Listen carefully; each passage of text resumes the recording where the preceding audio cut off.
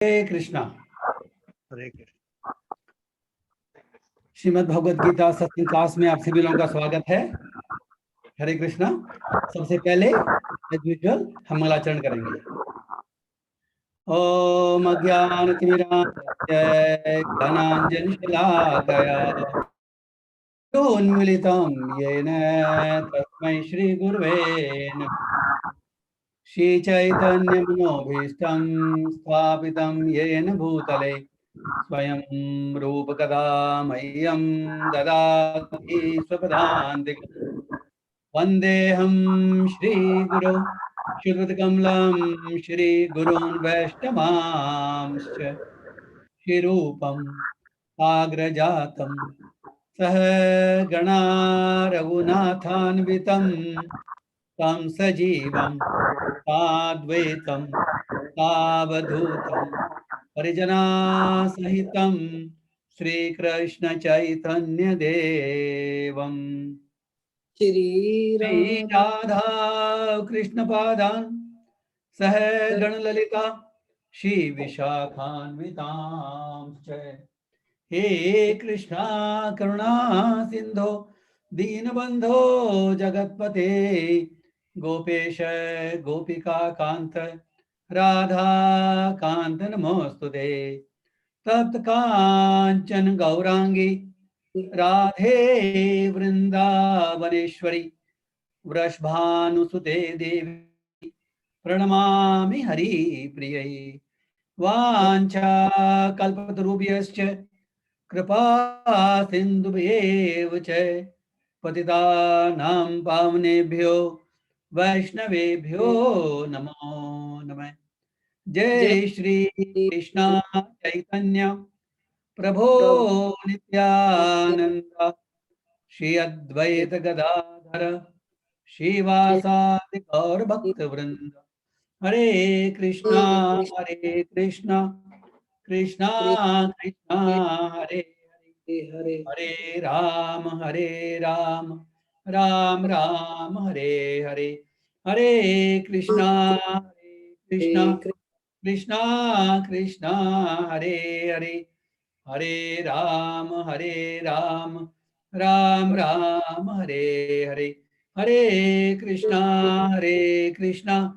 कृष्णा कृष्णा हरे हरे हरे राम राम राम हरे हरे। ओम नमो भगवते वासुदेवाय। ओम नमो भगवते वासुदेवाय। ओम नमो भगवते वासुदेवाय। नारायणं नमस्कृत्य नरं चैव नरोत्तमं देवीं सरस्वतीं व्यासं ततो जयमुदीरयेत्। नष्टप्रायेषु भद्रेषु नित्यं भागवत सेवया भगवती उत्तमा श्लोके भक्तिर्भवति नैष्ठकी। हरे कृष्णा। श्रीमद् भगवद गीता सत्संग क्लास में आप सभी लोगों का स्वागत है।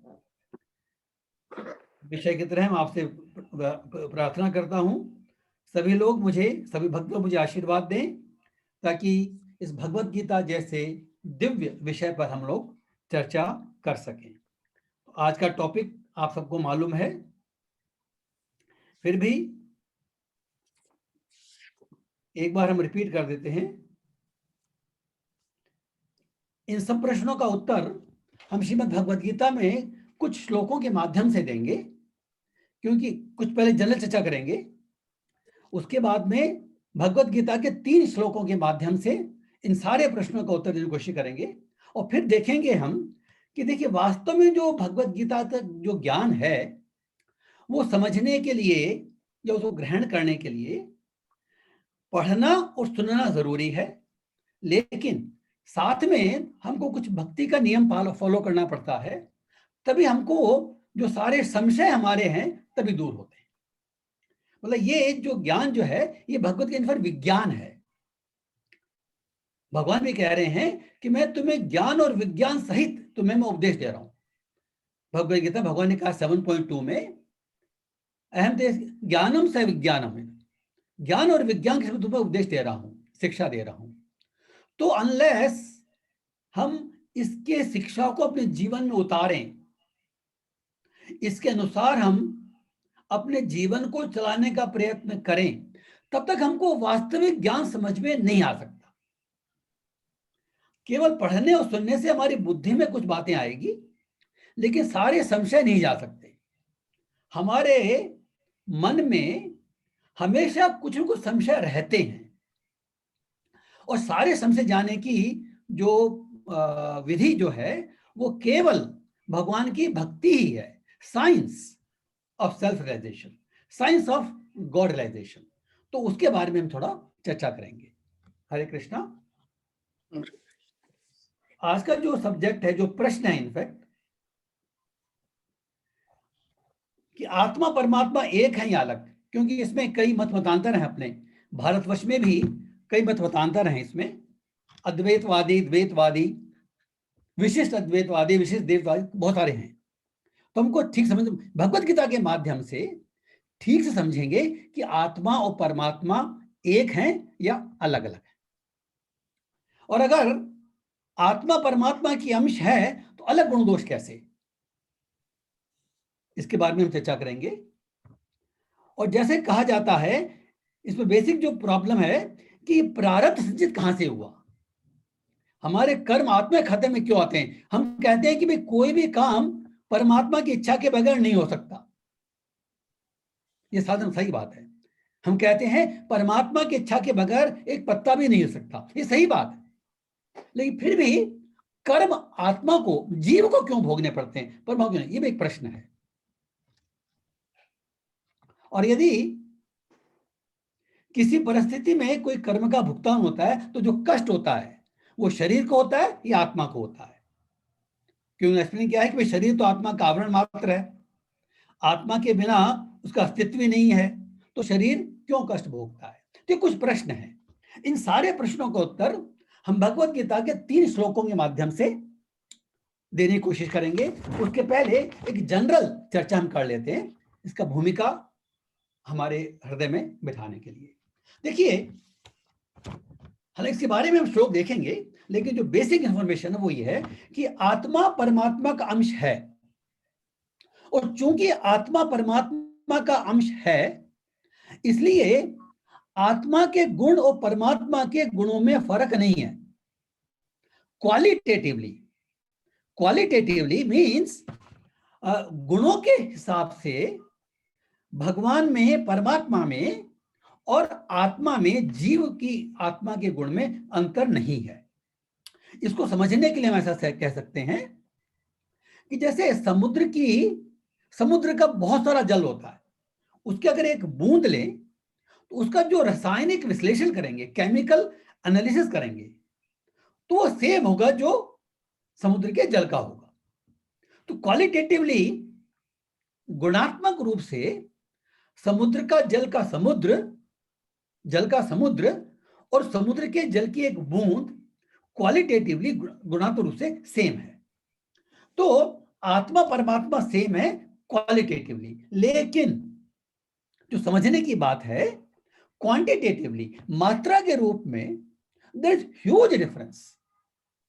आत्मा अणु के समान है और परमात्मा विभू है। मीन्स जो कार्य समुद्र संपन्न कर सकता है वो समुद्र की एक बूंद संपन्न नहीं कर सकती, हालांकि उनकी क्वालिटीज एक हैं। अगर उदाहरण देखें कि जैसे सूर्य है और सूर्य की कुछ किरणें हैं, क्वालिटेटिव दोनों सेम है, लेकिन जब हम देखते हैं कि जब बादल आते हैं तो सूर्य के कुछ किरणें वो ढक जाती हैं बादल से, हमको सूर्य दिखाई नहीं देता। लेकिन ये जो बादल हैं ये पूरे सूर्य को नहीं ढक सकते। तो हम ये कह सकते हैं कि चूंकि आत्मा अंश स्वरूप है परमात्मा का, तो जो माया का प्रभाव पड़ता है, जो भौतिक गुणों का प्रभाव पड़ता है, वो आत्मा के ऊपर तो पड़ सकता है, लेकिन परमात्मा के ऊपर नहीं पड़ सकता।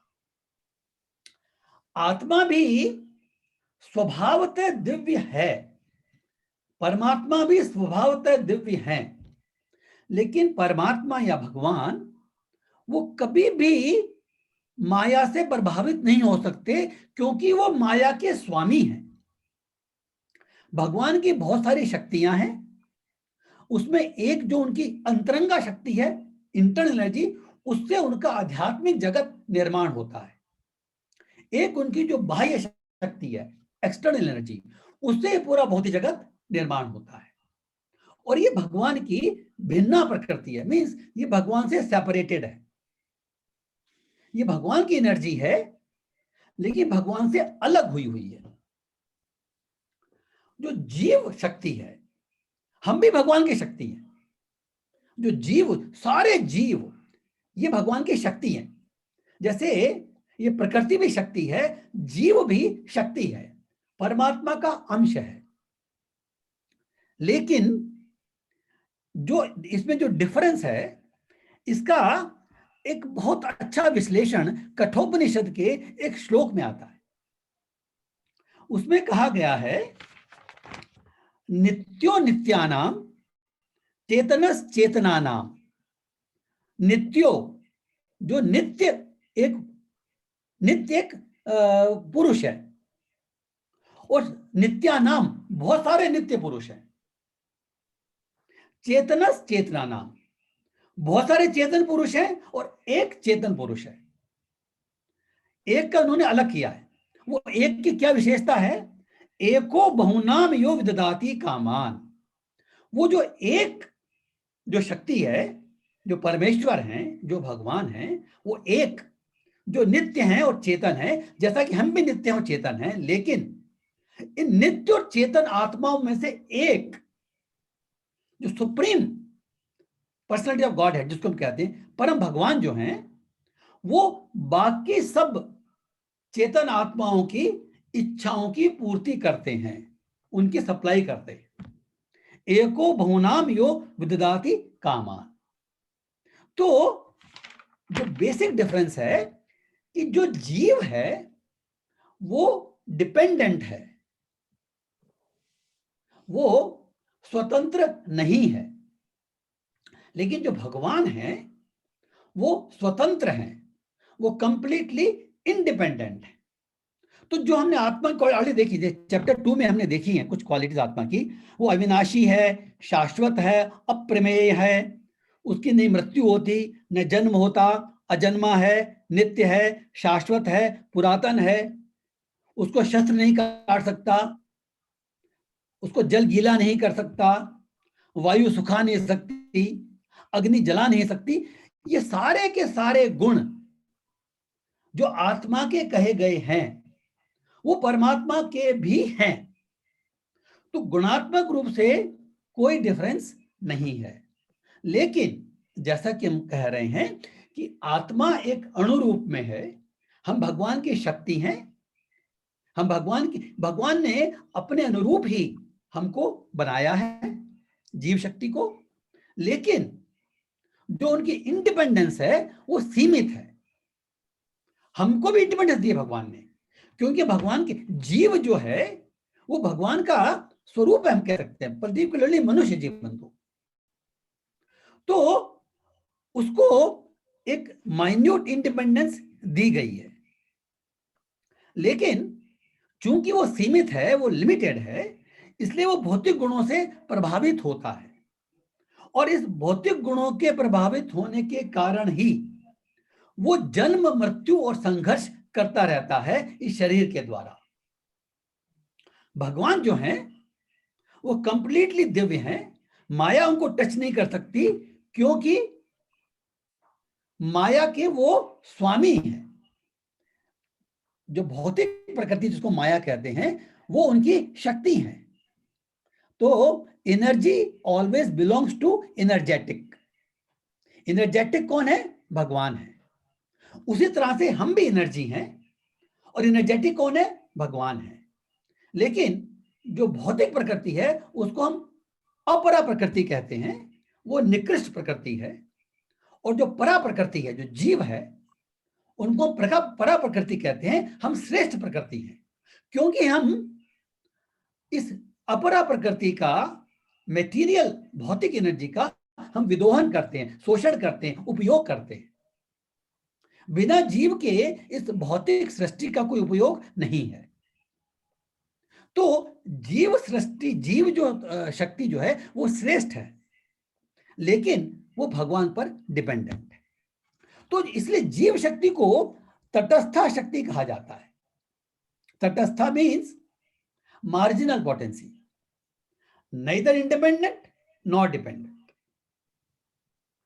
तो उनको जैसे तटस्थ होने के कारण हमको ये फ्रीडम दी गई है कि हम भगवान के साथ उनकी आध्यात्मिक संसार में, आध्यात्मिक प्रकृति में स्थित रहें, या हम इस भौतिक प्रकृति में स्थित रहकर भौतिक प्रकृति, भौतिक माया का, संसार का उपभोग करें। यह हमारी इच्छा पर डिपेंड करता है। भगवान कभी भी हमारी जो माइन्यूट इंडिपेंडेंस है, जो हमारी फ्री विल है, उसमें कभी भी हस्तक्षेप नहीं करते। पूरी गीता सुनाने के बाद भी भगवान कहते हैं अर्जुन को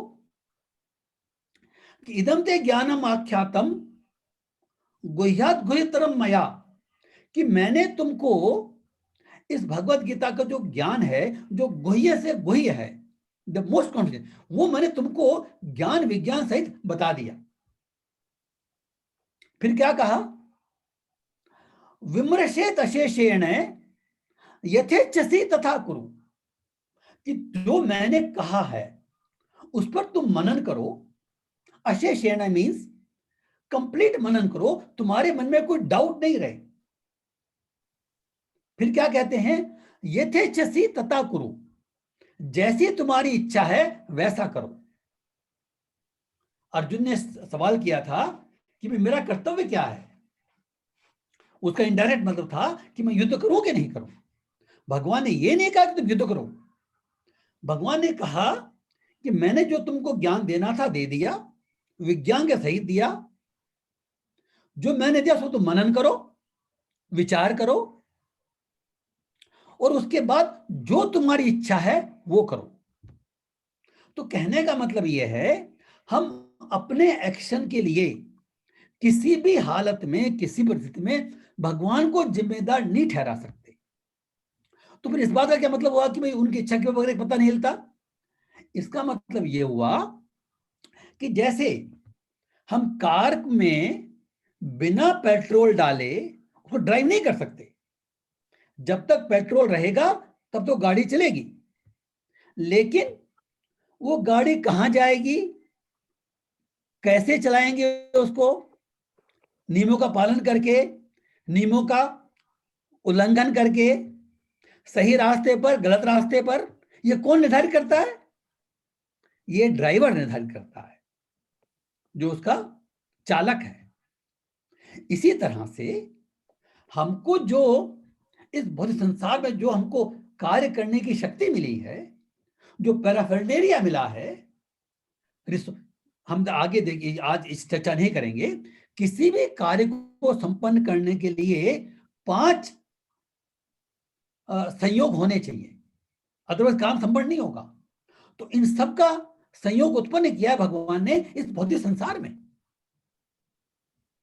हमको काम करने के लिए।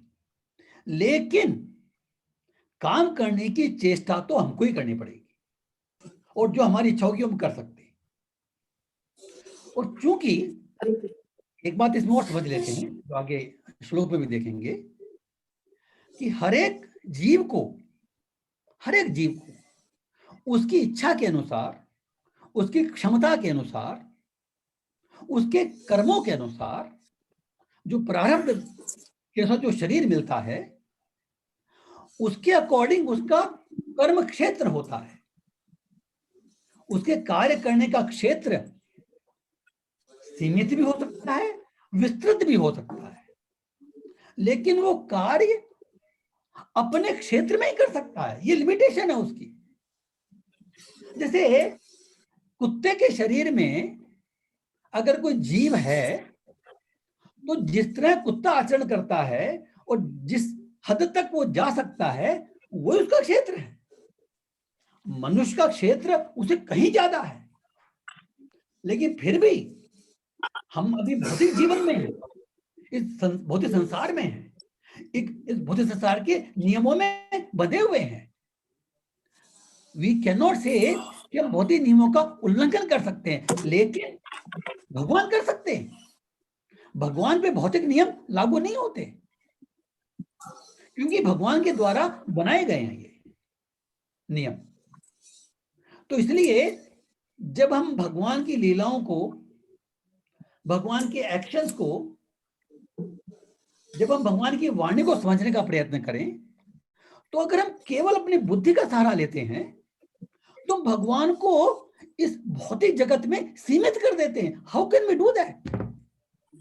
We can not understand. इसीलिए भगवान कहते हैं, ये हम चर्चा करेंगे, कि मेरा भक्त ही केवल मुझे समझ सकता है तत्वतः। बिना संशय के,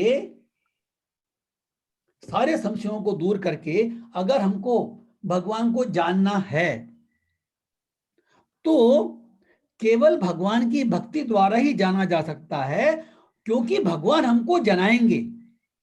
ये भी हम चर्चा करेंगे। इतना एक बेसिक चर्चा करने के बाद एक हमारे मन में रूपरेखा कायम हो गई कि जो हम डिस्कस करने जा रहे हैं। तो देखिए, ये भगवत गीता के 3 श्लोक हैं 13 चैप्टर के, आप नोट कर सकते हैं चाहें तो। 13.21, 22, 23, 13.21, 22 और 23, इन 3 श्लोकों के माध्यम से हम इस टॉपिक को समझने का कोशिश करें। उसमें करीब करीब सारे प्रश्नों का उत्तर है जो आज का टॉपिक है।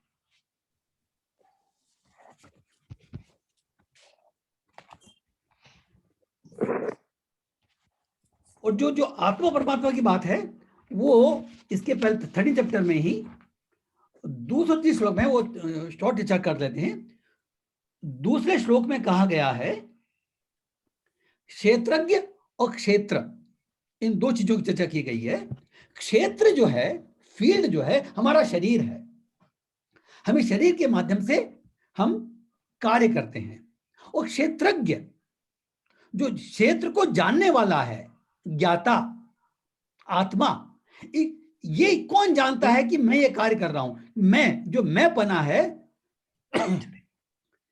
जो जानता है। जैसे हम जब बचपन में थे तो भाई मैं बच्चा हूं, फिर बड़ा हो गया, युवा हो गया, इंजीनियर बन गया, तो ये कौन जान रहा है? मैं जान रहा हूं। तो ये जो मैं है, ये जो जानने वाला जो व्यक्ति है वो क्षेत्रज्ञ है, ये क्षेत्र नहीं है।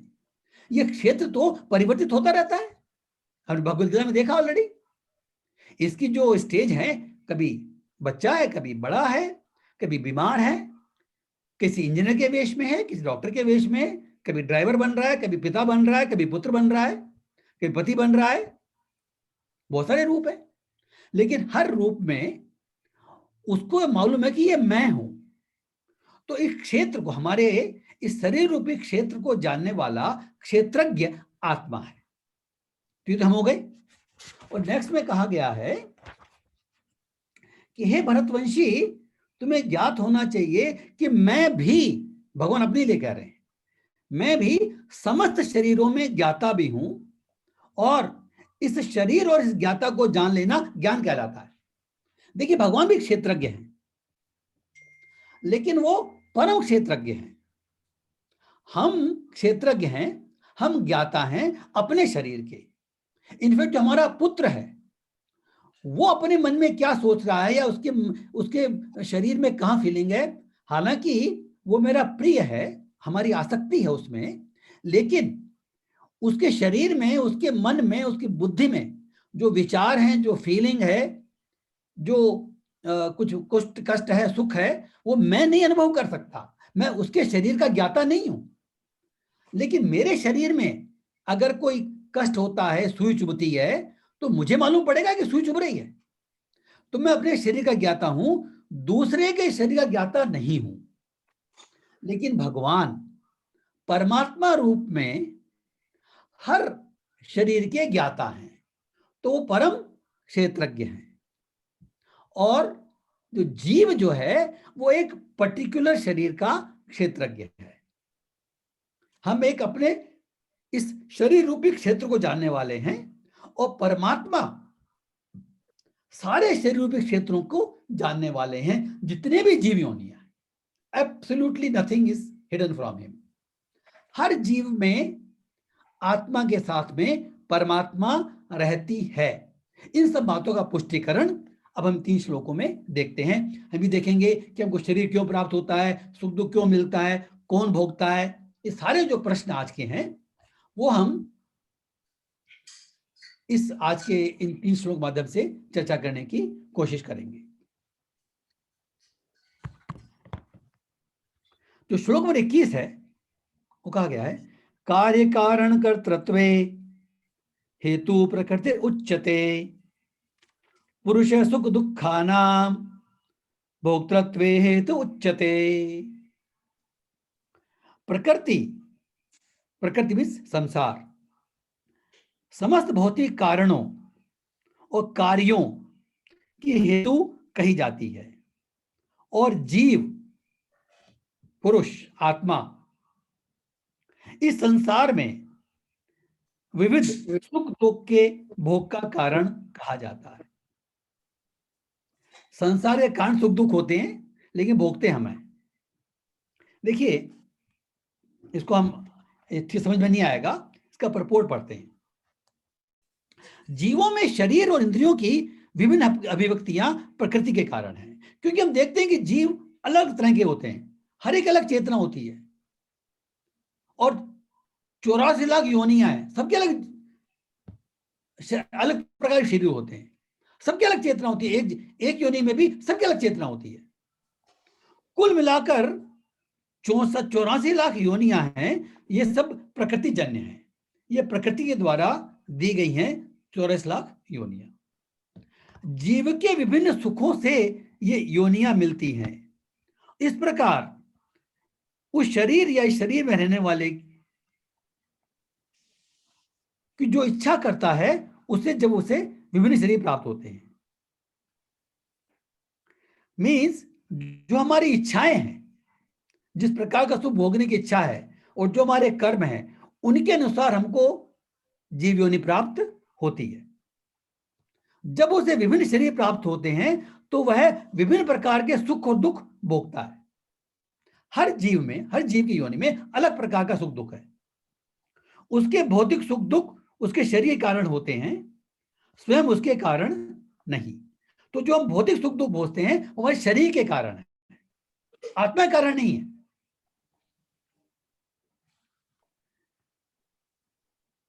उसकी मूल अवस्था में वह प्रकृति पर प्रभुत्व जताने के लिए भौतिक जगत में आता है। हमको हमारा जो भौतिक जगत में आने का जो कारण है, वो यहां पर कहा जा रहा है कि हम इस भौतिक जीवन में जब आते हैं, तब इस प्रकृति पर हम प्रभुत्व, अपनी सत्ता, मालिकाना हक, ये हमारी प्रवृत्ति होती है कि मैं इस जगह का मालिक हूं, मैं इस चीज का मालिक हूं। ये मालिकाना जो स्वामित्व की जो प्रवृत्ति जो है, इसके कारण हमको इस भौतिक संसार में आना होता है।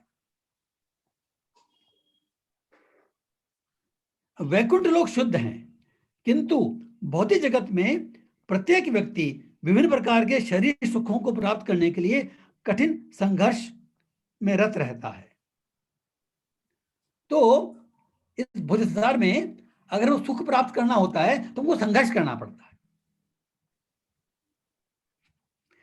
यह कहने से बात स्पष्ट हो जाएगी कि शरीर इंद्रियों का कार्य है और इंद्रियां इच्छाओं की पूर्ति का साधन है।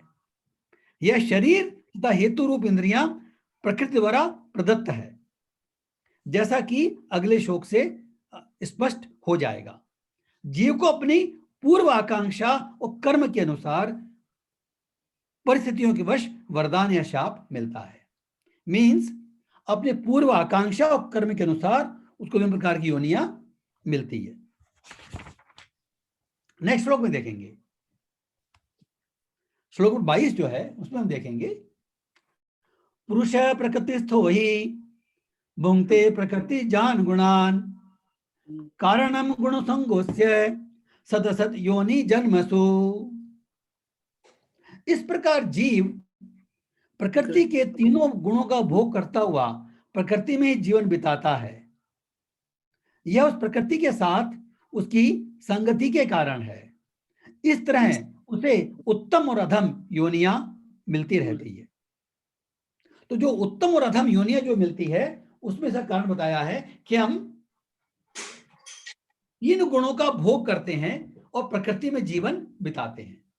सत्वगुण, रजोगुण, तमोगुण से हम प्रभावित होते हैं।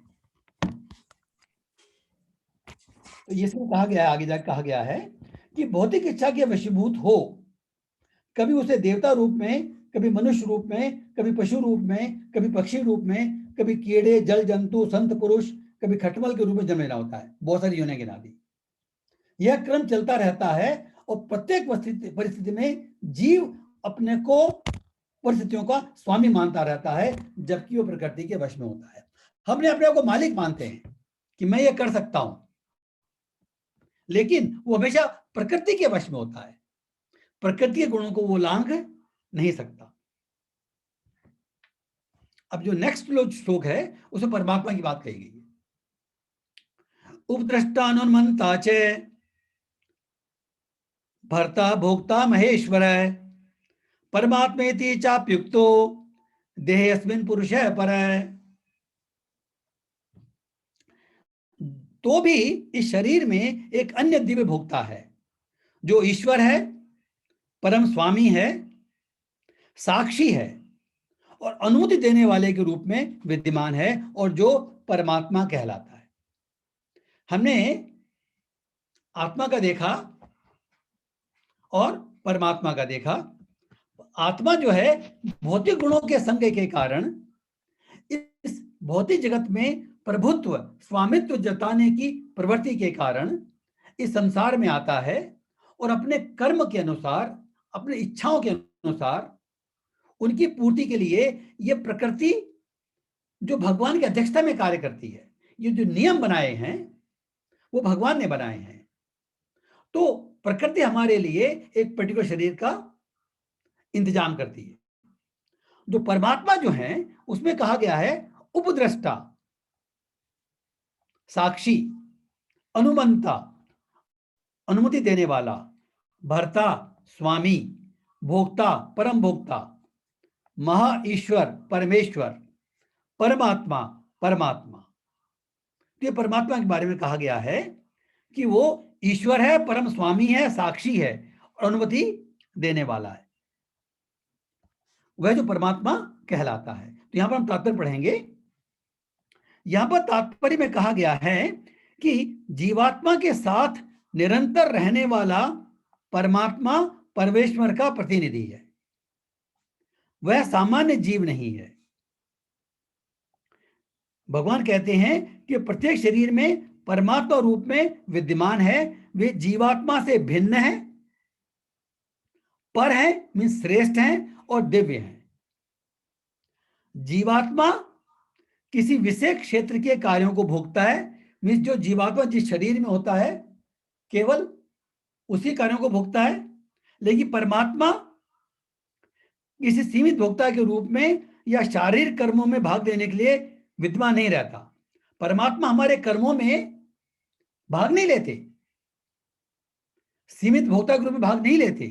क्या करते हैं? अपितु वह साक्षी, विटनेस को, जैसे वो कहते हैं ना कि कोई भी कार्य करें हम पूरी दुनिया से छुपा सकते हैं, अपने आप से नहीं छुपा सकते और परमात्मा से नहीं छुपा सकते, क्योंकि हमारा परमात्मा जो है हमारे हृदय में साथ हमेशा साथ रहता है। इसलिए कभी भी परमात्मा से कोई चीज छुप नहीं सकती। साक्षी, अनुमतिदाता। अनुमतिदाता का मतलब क्या है? क्योंकि जीव, जैसा कि पहले कहा गया है कि जीव को इच्छा करने की फ्री विल दी गई है। तो जो इच्छा देने वाली, जो अनुमति देने वाली बात कह रही है कि ये भगवान की प्रकृति है, हम भगवान की शक्ति हैं और हमारी इच्छा के अनुसार कार्य करने की हमको रेस्पॉन्सिबिलिटी और फ्रीडम दी है, उन्होंने अनुमति दी है इस बात की। और परम भोक्ता, परम भोक्ता मतलब क्या है कि वास्तव में इस संसार में चाहे भौतिक अध्यात्म हो, परम पुरुष तो केवल एक ही है। पुरुष कहते हैं भोक्ता को। हम सब तो भुक्त हैं, हम सब एनर्जी हैं, हम भोक्ता बनने का प्रयास करते हैं, लेकिन वास्तविक भोक्ता जो है केवल परमात्मा है। क्योंकि परमात्मा परमेश्वर है, अतएव वह अंदर से जीव की भौतिक भोग की आकांक्षा पूर्ति करने की अनुमति देता है। ये वही श्लोक आ गया, नित्यो नित्यानाम चेतन चेतनानाम एको भवनम ददाति कामान। वो हमको परमात्मा की अनुमति बिना जीवात्मा कुछ भी नहीं कर सकता। तो इस बात को लेकर कर हम परमात्मा के ऊपर, भगवान के ऊपर ये रेस्पॉन्सिबिलिटी नहीं डाल सकते। क्यों? क्योंकि जीव चूंकि परमात्मा का अंश है, तो इसलिए उसको चाहने की फ्री विल दी गई है। जैसा कि पहले कहा गया है, भगवान जीव की जो फ्री विल है उसमें कभी हस्तक्षेप नहीं करते, लेकिन उस जीव को जब हम इस फ्री विल का जब हम दुरुपयोग करते हैं तब हमको संसार में आना होता है।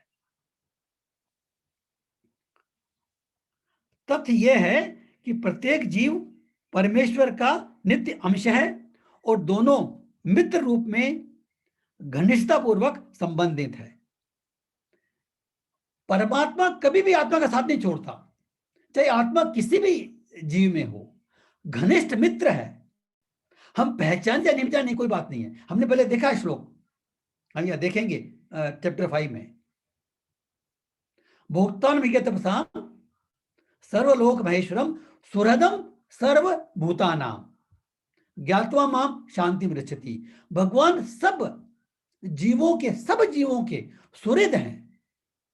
ये केवल नहीं खाली सज्जनों के ही हैं, नो, दुष्टों के भी सुहृद हैं। वो उनका सुहृद होने का जो कार्य है वो अलग अलग रूप में प्रकट होता है। जिससे जिसका भला होता है उसी रूप में उसको शरीर मिलता है। जो सुख दुख दिया जाता है, जो सुख दुख मिलता है, रादर दिया नहीं जाता, जो मिलता है हमको सुख दुख मिलता है, उसका भी कारण, उसका हेतु हमको सुखी दुखी करना नहीं है कि इसको कष्ट मिलना चाहिए, नो, वो केवल हमारे को शुद्ध करने के लिए है। सुख में भी शुद्ध हो सकते हैं और दुख में भी हम शुद्ध हो सकते हैं, ताकि हम भगवान की संगति कर सकें।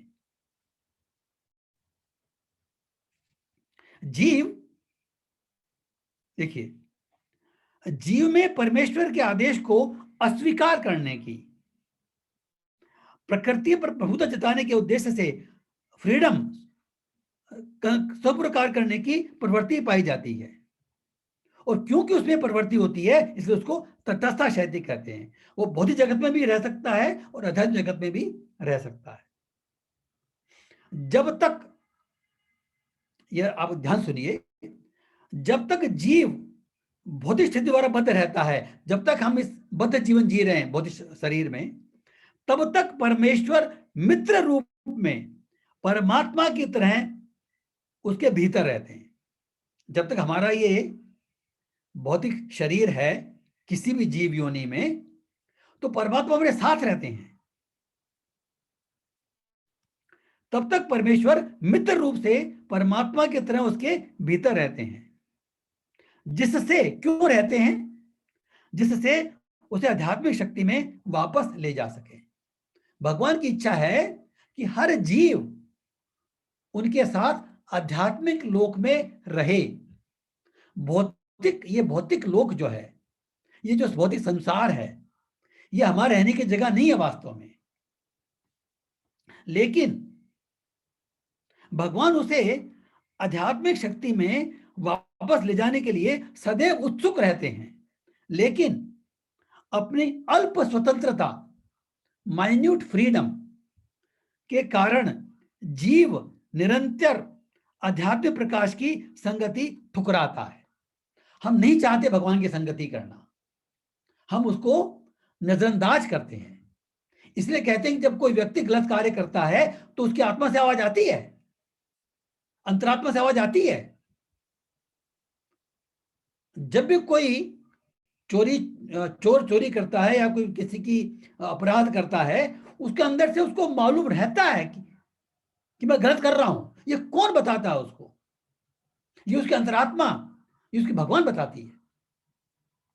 लेकिन हम उसको नजरअंदाज कर देते हैं।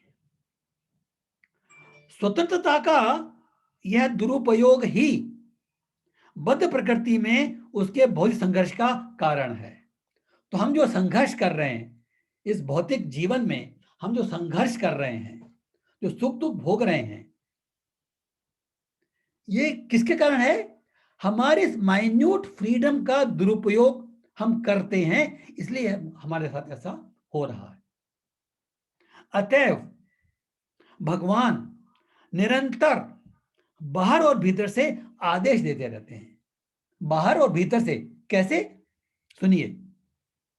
बाहर से वे भगवत गीता के रूप में उपदेश देते हैं और भीतर से वे जीव को यह विश्वास दिलाते हैं कि भौतिक क्षेत्र में उसके कार्यकलाप वास्तविक सुख के अनुकूल नहीं है।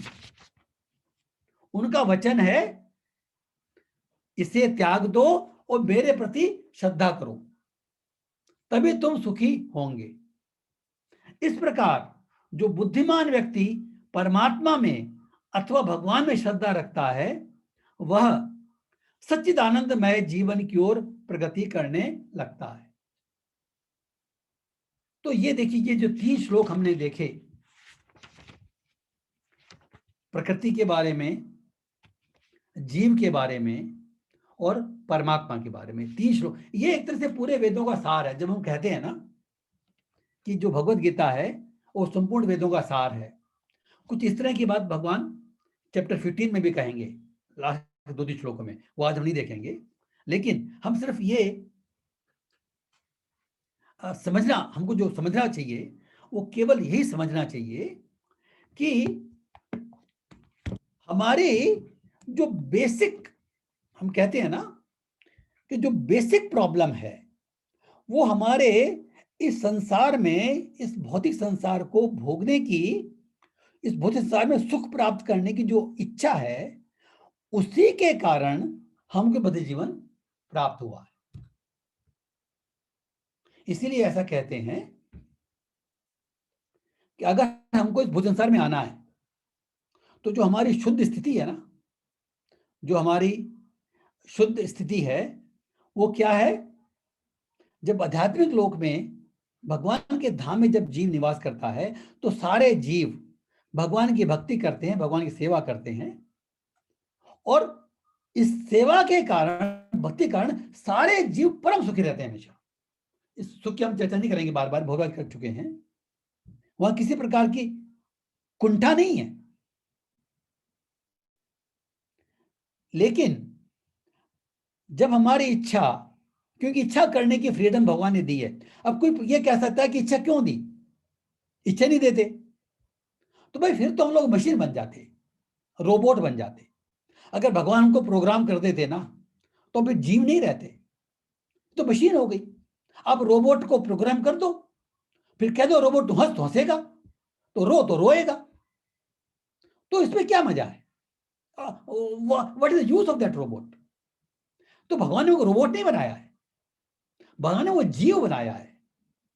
और जीव का एक जो मूलभूत जो गुण है वो उसकी इच्छा है, उसकी चाहत है। उसको भगवान एक्सटेंड नहीं करते, वो गाइडेंस देते हैं, अंदर से भी बाहर से भी। बाहर से संत भेजते हैं, आचार्य भेजते हैं, लीला करते हैं, तो जो हम भगवत गीता भागवतम का जो भगवान के लोगों का श्रवण करते हैं, वो एक माध्यम है जिससे हम अपने अस्तित्व को शुद्ध कर कर और भगवान के साथ पहुंच सकते हैं। तो ये जो प्रश्न का उत्तर तो ये हुआ, लेकिन जैसे हम चर्चा कर रहे थे कि इन बातों को हम बार बार पढ़ेंगे सुनेंगे तो भी हमारे हृदय में संशय नहीं जा सकते। तो संशय दूर करने की प्रक्रिया तो भैया केवल मात्र भगवान की भक्ति ही है। सारे संशय दूर तो केवल भगवान की भक्ति से ही हो सकते हैं। क्यों? क्योंकि ये जो ज्ञान है, ये केवल ज्ञान, शुष्क ज्ञान नहीं है, ये एक विज्ञान है। तो इस बात को समझने के लिए श्रीमद् भागवतम में भगवान ने स्वयं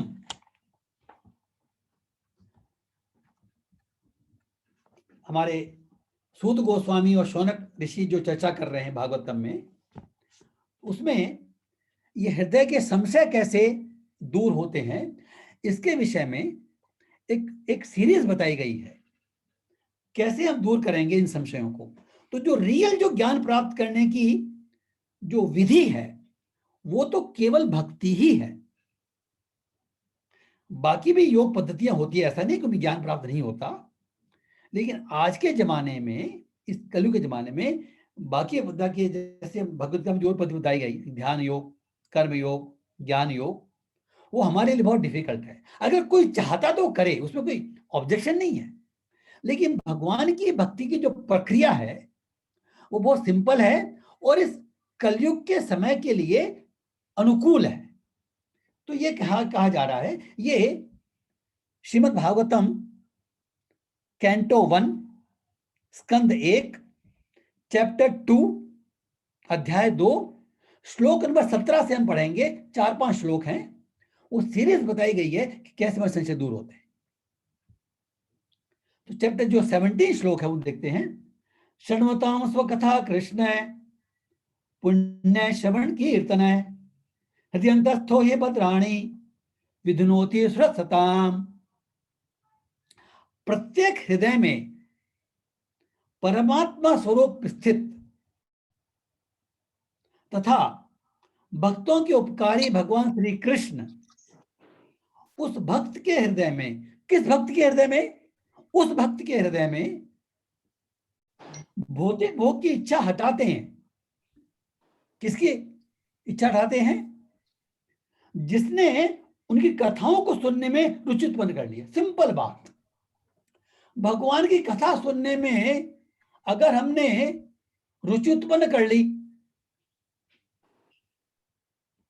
भगवान कथा मतलब क्या है? भगवत गीता उनकी वाणी है, और जो हमारे पुराण है, स्पेशली जो भागवत पुराण है, उसमें भगवान और भक्तों की लीलाएं हैं। तो जिसने इस भगवत गीता और भागवतम को श्रवण करने की रुचि उत्पन्न कर ली है, उसके हृदय में जो परमात्मा है वो क्या करते हैं? वो उसको हृदय से भौतिक भोग की इच्छा को हटाते हैं, हमारी इच्छा को, हमारे हृदय को शुद्ध करते हैं। हमारे हृदय में जो भौतिक भोग भोगने की इच्छा है वही अशुद्धि है। और अगर हम कथाएं जो ठीक से सुने मतलब मन लगा करके, ध्यान लगा करके, निष्ठा से, विश्वास से, क्योंकि आप जैसे पहले चर्चा की गई थी, कभी भी किसी भी हालत में हम भगवान को हमारी सीमित बुद्धि में कैद नहीं कर सकते। तो कोई बात समझ में नहीं आए तो रुकना नहीं चाहिए, प्रेयर करनी चाहिए भगवान से कि भगवान मुझे बात समझ नहीं आ रही, तुम मुझे बताओ, तुम मुझे इस बारे में प्रकाश दो। तो भगवान कहीं ना कहीं से आपके हृदय में या किसी भक्त के माध्यम से वो प्रकाश देगा। तो हमारे को क्या करना है? केवल भगवत गीता और भागवतम सुनने में रुचि उत्पन्न करनी है, बस। फिर क्या होता है? नष्टप्रायेषु भद्रेषु नित्यं भागवत सेवया भगवती उत्तमा श्लोके भक्तिर्भवति नैष्ठिकी। भागवत की कक्षाओं में नियमित उपस्थित रहने, मीन्स नित्यम भागवत सेवया, भगवत गीता या भागवतम का डेली सेवन करने से। यहां पर थोड़ा डिटेल इसका मतलब है, ज्यादा डिटेल में नहीं जाएंगे। भागवत सेवा में भगवान का भक्त, भगवान का विग्रह और भगवान की वाणी और भगवान की लीला, वो सब आते हैं। तो किसी भी रूप में नियमित हम सेवा करेंगे तो क्या होगा, शुद्ध भक्त की सेवा करने से हृदय के सारे दुख पूर्णतः विनष्ट हो जाते हैं और उन पुरुष लोग भगवान में जिनकी प्रशंसा दिव्य गीतों से की जाती है, अटल प्रेमा भक्ति स्थापित हो जाती है। मीन्स क्या होता है कि जैसे जैसे हम कथा सुनते हैं, अगर भाई रुचि होगी तो हम कथा सुनेंगे, और कथा सुनेंगे तो धीमे धीमे हृदय में शुद्धि कम होगी, तो हमारे हृदय में जो क्या होगा, भक्तिर्भवति नष्ट की, मीन्स हमको निष्ठा उत्पन्न हो जाएगी। जब तक निष्ठा उत्पन्न नहीं होती, हमारा हृदय किसी लेवल तक शुद्ध नहीं होता, तब तक हम अपने कर्तव्य, हम अपने मार्ग से हमको गिरने का डर रहता है। लेकिन जब हमारा हृदय एक स्टेज पहुंच जाता है, शुद्ध हो जाता है, तो डर नहीं रहेगा। हम दूसरों को कन्विंस नहीं कर पाए कोई बात नहीं, लेकिन हम स्वयं इस मार्ग पर चलते रहेंगे, निष्ठा हो जाएगी। Nobody can deviate from us. इससे क्या होता है, तदा रजस्तमो भावा काम लोभादयश्चये चेत एतरावेद्धम स्थितम सत्वे प्रसीदति। बहुत इंपॉर्टेंट श्लोक है। जो ही हृदय में नैष्ठिक प्रेमा भक्ति स्थापित हो जाती है, जैसे हमारे हृदय में निष्ठा भक्ति, भक्ति की प्रति इच्छा आ जाती है, प्रकृति के रजो तमो गुणों के प्रभाव, प्रकृति 3 गुण है, सतोगुण, रजोगुण, तमोगुण। इसमें जो प्रॉब्लम करते हैं वो रजोगुण है और तमोगुण है। तो रजो तमोगुण के प्रभाव यथा काम, इच्छा, लोभ, ये चीजें हमारे हृदय से लुप्त हो जाते हैं। तब क्या होता है, भक्त सतो गुण में स्थित होता है। अभी गुण को पार नहीं किया हम, अभी प्रकृति गुणों में है, लेकिन हम सतो गुण में स्थित हो जाते हैं और हम परम सुखी हो जाते हैं। तो जो भौतिक सुख की जो स्थिति जो है ना, हमको ये जो सांसारिक स्थिति जो है वो प्रभावित नहीं करेगी। हम अपने मन में जो हमारा सतोगुण जो हमने विकसित कर लिया, उस सतोगुण के विकास होने के कारण हम हमेशा प्रसन्न रहेंगे। हमको इस संसार की परिस्थितियों का विशेष असर नहीं पड़ेगा। फिर क्या होता है, एवं प्रसन्न मनसो भगवत भक्ति योगतः भगवत तत्व विज्ञानम मुद संगस्य जायते। ये फर्दर स्टेज है। इस प्रकार शुद्ध सत्व में स्थित होकर हमारा मन शुद्ध सतोगुण में है। जिस मनुष्य का मन भगवान की भक्ति के संसर्ग से प्रसन्न हो चुका होता है, देखिए भैया, जो वास्तविक जो प्रसन्नता मिलती है वो तो भगवान की भक्ति करने से ही मिलती है। ये भौतिक सुखों से जो प्रसन्नता मिलती है वो प्रसन्नता लगती है, होती नहीं है, वो टेम्परेरी होती है और उसका जो स्वरूप चेंज होता रहता है। लेकिन जो भगवान की भक्ति से जो सुख मिलता है, उससे जो हमारे को सुख मिलता है वो हमको वास्तविक प्रसन्नता देता है। क्या होता है उससे, उसे समस्त भौतिक संकट से मुक्त होने पर भगवान का सही वैज्ञानिक ज्ञान, विज्ञान तत्व प्राप्त होता है। ये जो विज्ञान की बात कही गई है इस स्टेज में है।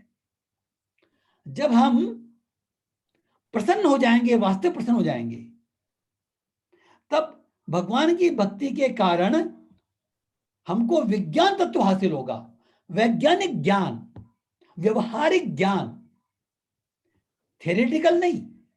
इसलिए कहा जाता है कि ये ज्ञान समझने के लिए हमको कुछ करना पड़ता है, हमको प्रैक्टिस करनी पड़ती होती है, अमल करना होता है, otherwise we can not progress. We can progress only till a certain stage, that's it. हमको इस मार्ग पर चलना ही चलना पड़ेगा। फिर देखिए, अब देखिए लास्ट, ये लास्ट श्लोक अब, विद्यते हृदयम ग्रंथि छिन्द्यन्ते सर्व संशया क्षीयन्ते चास्य कर्माणि दृष्ट एवात्मनीश्वरे।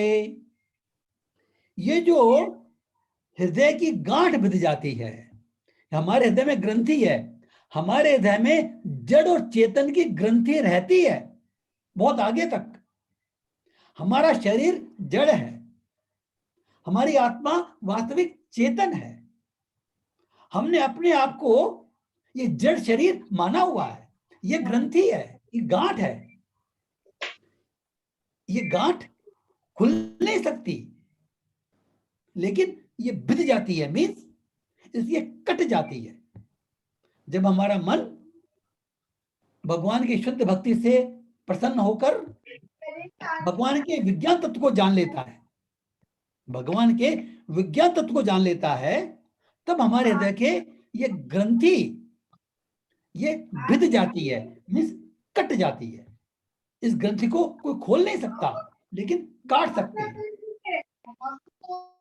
हमारे सारे संशय छिन्न भिन्न हो जाते हैं। तो ये वो स्टेज है जिसमें हमारे सारे डाउट्स छिन्न भिन्न हो जाएंगे। क्यों? क्योंकि वो भगवान का ज्ञान प्राप्त, भगवान का विज्ञान तत्व प्राप्त हो गया और हमारे कर्मों की श्रृंखला समाप्त हो जाती है।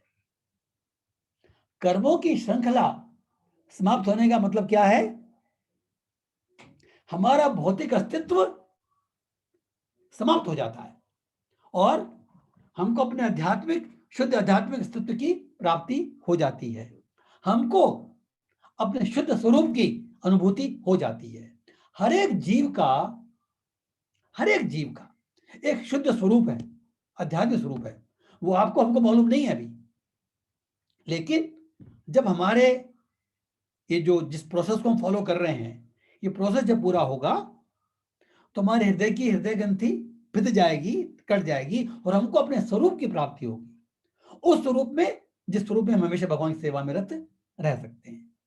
आई थिंक थोड़ी हैवी थी आज की क्लास, थोड़ी it was little bit heavy today, but I hope, मैं आशा करता हूं कि भाई जितना हम शास्त्रों के माध्यम से, श्लोक के माध्यम से जो मैं बोल पाता हूं, उसके माध्यम जितना समझ सकते हैं मैंने कोशिश की है। लेकिन इस फील्ड में आगे बढ़ने के लिए एकमात्र जो साधन है वो केवल भगवान की भक्ति है। हरे कृष्ण कृष्ण कृष्ण हरे हरे, हरे राम राम राम हरे हरे। इस तरह से अगर हम भक्ति करेंगे तो धीमे धीमे, देखिए कोई भी काम मिनटों में नहीं हो सकता। शनि शनि हम प्रोग्रेस करेंगे, एंडेवर करेंगे, प्रयत्न करेंगे, कई बार गिरेंगे हम, फिर उठेंगे, कोई बात नहीं। गिरना उठना स्वाभाविक है। To fall down is natural, no problem, but to fall down and remain there is problem. Don't remain there. Again wake up, again get up, again try. That's it. तो अगर हम ऐसा करेंगे तो डेफिनेटली हम इस फील्ड में प्रगति करेंगे। हमारे सारे संशय नष्ट होंगे उस स्टेज में। केवल सुनने से, पढ़ने से, समझने से नष्ट नहीं हो सकते, प्रैक्टिस करने से ही नष्ट हो सकते हैं। हरे कृष्णा, हरि बोल। नेक्स्ट क्लास में फिर मिलेंगे हम। लेकिन आज के इस क्लास में जो हमने डिस्कस किया है, अगर किसी भक्त को कोई प्रश्न है, कोई डाउट है तो जरूर पूछें, अभी पूछ सकते हैं। अदरवाइज कोई भक्त अगर नहीं पूछ पाता है तो लिख के भेजेगा, कोशिश करेंगे जो मेरी क्षमता है। हरे कृष्णा, हरि बोल। अभी session is open now for question answer. अगर किसी भक्त का प्रश्न है तो जरूर वो पूछ सकता है। प्रभु जी, ये वाले जो अभी वाले जो श्लोक के हैं वो कौन से अध्याय के हैं? अभी का अध्याय 2 है, अध्याय 2 स्कंद 1 अध्याय 2 और श्लोक नंबर 17 से 21 है। 17 से 21 ठीक है। ठीक है। हाँ। 5 श्लोकों में पूरा कवर हो गया, पूरी भगवान भक्ति कवर हो गई।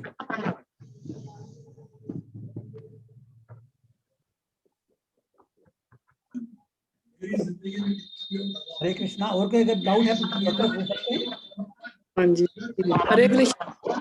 हरे कृष्णा। हाँ जी, नहीं बस ठीक है। हरे बोल। हरी बोल। प्रभु जी मैं बैटरी डाउन होगी।